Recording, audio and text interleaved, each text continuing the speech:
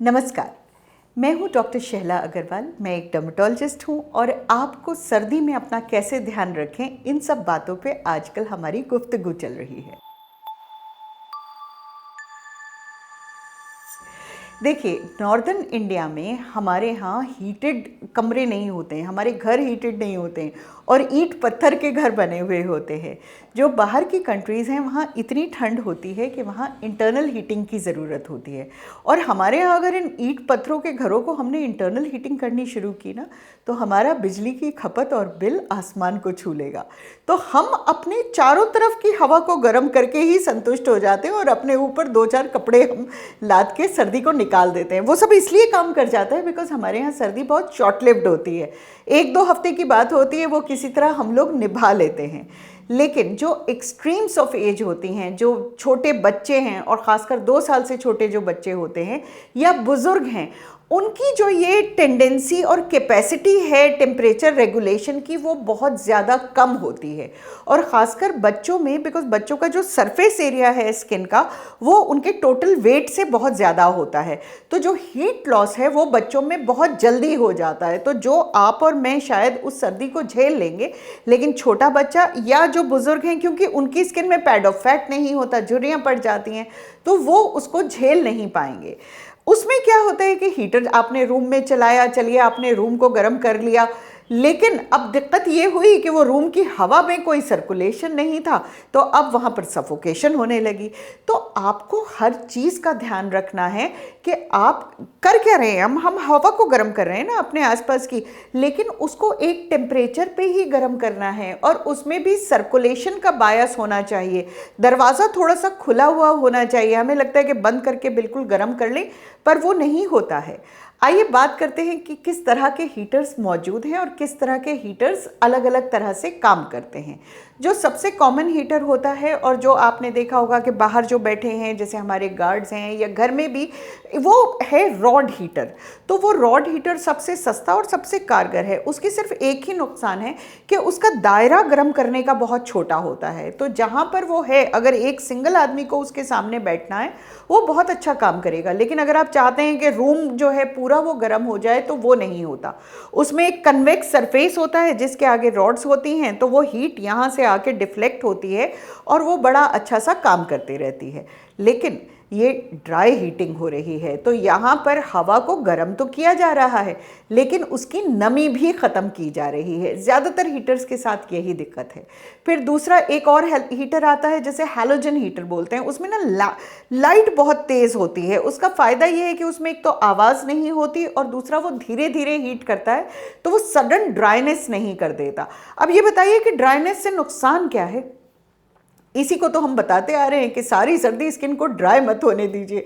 और हीटर चला के अगर किसी कमरे में बैठ गए तो स्किन तो ड्राई हो ही रही है, उसके अलावा नेज़ल पैसेजेस पूरे ड्राई हो जाते हैं, नाक ड्राई होने लगती है। जो लोग कॉन्टैक्ट लेंस लगाते हैं उनको रियलाइज़ हुआ कि आँख में लेंस चुभने लगे, लिप्स ज़्यादा फटने लगे। और अगर आप ऐसी कोई दवाइयाँ हैं जैसे एंटी थायरॉयड या आप कोलेस्ट्रॉल स्टैटिन्स ले रहे हैं, वो स्किन को पहले ही ड्राई कर रहे हैं। तो अगर आप हीटर ज़्यादा में बैठ रहे हैं तो वहाँ पर आपकी ड्राइनेस बहुत ज़्यादा बढ़ जाती है।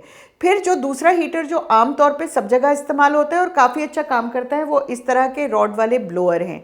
ये एक मॉडल आता था जिसमें पानी डलता था और वो पानी साथ साथ इवेपोरेट करता था, तो वो ड्राइनेस नहीं होती थी।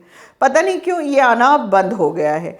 तो अब इन सब हीटर्स में आपने ये समझना है कि हीट तो हो रही है लेकिन ड्राइनेस हो रही है। तो ड्राइनेस को कैसे बचाएं? ड्राई होने ही नहीं देनी है एटमॉस्फेयर।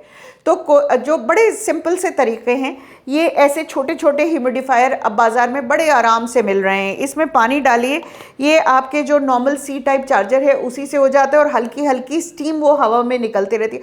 बड़ी आम सी चीज़ें हैं, अमेज़ॉन पे बड़े आराम से मिल रही हैं, कतई महंगी नहीं है और इनका आपको हीटर्स के साथ इस्तेमाल करना ही पड़ेगा। और उसके अलावा चलिए आपको लग रहा है कि ये भी एक काम है, तो एक ट्रे लीजिए, उसमें एक तौलिया को गीला करके इस तरह से गीला करके हीटर के आगे रख दीजिए। तो होगा क्या कि जब वो हीटर की हीट यहाँ होगी, उसमें से एक हल्की सी स्टीम निकलती रहेगी और आपका जो माहौल है उसमें ह्यूमिडिटी को बरकरार रखेगी। जो हीटर्स को यूज़ कर रहे हैं उनकी प्रिकॉशन, खासकर इन वाले हीटर्स की ये है, हीटर के बहुत करीब ना बैठें। स्किन पहले ही ड्राई है और अगर वो अच्छा तो लगता है लेकिन पहले खुजली शुरू होती है, फिर आप खुजली करते हैं और वहाँ पर ज़ख्म बनने लगते हैं। ये खासकर बुज़ुर्गों के साथ होता है। तो थोड़ा दूर बैठिए, हीटर को बीच में ऑन ऑफ कीजिए, और अगर आपको लगता है कि हीटर की जगह रूम में 2-4 जगह है जो आप चेंज कर सकते हैं, वो बहुत अच्छा रहता है। जो सबसे कारगर हीटर है और जो रूम्स को गर्म करता है वो है ऑयल वाला, जो ऑयल रेडिएशन हीटर होता है। उसका जो मकसद है वो ये होता है कि ऑयल उस कॉइल्स में चलता है और वो धीरे धीरे हीट करता है और वो आसपास की एनवायरनमेंट को हीट कर देता है, लेकिन वो स्लो हीटिंग है। स्लो हीटिंग का फ़ायदा ये है कि वो एटमॉस्फेयर को ड्राई नहीं कर रहा, लेकिन नुकसान ये है कि वो ऐसा नहीं है कि आप रूम में आए, आपने 10 मिनट में हीटर ऑन किया और गर्म किया और रूम गर्म हो गया। तो ऑयल हीटर्स जो हैं वो इस तरह की जगहों पे लगते हैं, जैसे हमारा क्लिनिक है, बार बार दरवाज़ा खुल रहा है, लोग आ रहे हैं जा रहे हैं, तो वो ऑयल हीटर जो है वो एक एटमॉस्फेयर को गर्म रखता है। तो हीटर इस्तेमाल करने की भी एक साइंस है, इस साइंस को समझ लीजिए, क्योंकि हिंदुस्तान में रहते हुए हीटर तो हमें इस्तेमाल करना ही पड़ेगा, लेकिन उससे कहीं आपकी नोज़, आईज़, आपके लंग्स ज़्यादा ड्राई ना हो जाएं, तो उसके साथ साथ ह्यूमिडिटी का बहुत ज़्यादा ध्यान रखिए। ड्राइनेस से अपने आप को बचाइए, नट्स खाते रहिए। सर्दी में मैं बार बार बोलती हूँ, ये न्यूट्रिशन का वक्त होता है, आपको अंदर से अपने आप को स्ट्रॉन्ग करना है। नट्स खाइए, देसी घी तो वापस फैशन में आ गया है, इस बार दिवाली पे तो देसी घी आ रहा था गिफ्ट में, उसको इस्तेमाल कीजिए। उसके अलावा हरी सब्जियां खाइए, और अगर विटामिन ए और विटामिन ई खा सकते हैं तो नथिंग लाइक इट।